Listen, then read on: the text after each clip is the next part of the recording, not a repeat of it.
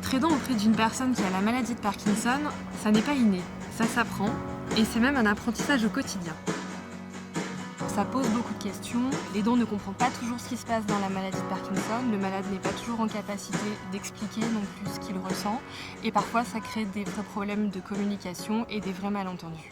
On a du mal à comprendre la maladie, à comprendre les difficultés qu'ils ont. Être aidant, c'est du 24/24 avec d'énormes inquiétudes par moment. Et c'est vrai qu'en tant qu'aidant, on n'est pas préparé à ce genre de choses. Effectivement, il est difficile pour l'aidant de trouver une juste place parce que la plupart du temps, c'est souvent dans la famille. Donc il y a des aspects psychologiques et des aspects de soins. J'avais besoin de compléter mon information de la maladie pour être, si vous voulez, disponible, mais en même temps capable de faire une transmission auprès des professionnels de santé. C'est pourquoi il nous a semblé important de mettre en place dès 2013 un programme d'accompagnement et de soutien pour les aidants. L'association a décidé de former des équipes locales, constituées de 2 aidants ressources et d'un psychologue qui sont formés ensemble pour mener cette action. On propose aux aidants de se réunir autour de la maladie de Parkinson et d'échanger, de partager leurs expériences. Il est convenu suite à cette réunion d'information, de mettre en place 6 modules de 2 heures. On va aborder différentes thématiques sur Les caractéristiques de la maladie et ses traitements,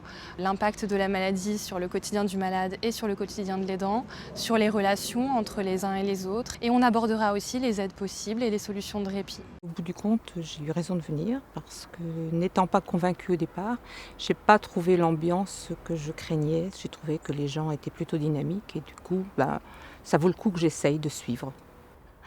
Ce que j'attends de la suite du programme, c'est que les différents thèmes qui vont être évoqués soient vus de manière très concrète. Nous avons beaucoup échangé et le fait d'être entre aidants m'a énormément conforté aujourd'hui dans ma décision de continuer à poursuivre ce type de réunion. L'objectif pour 2015 est de former près de 2000 aidants et de leur permettre d'accompagner au mieux leurs malades dans la durée sans s'épuiser et de ne pas rester seuls avec leurs questions.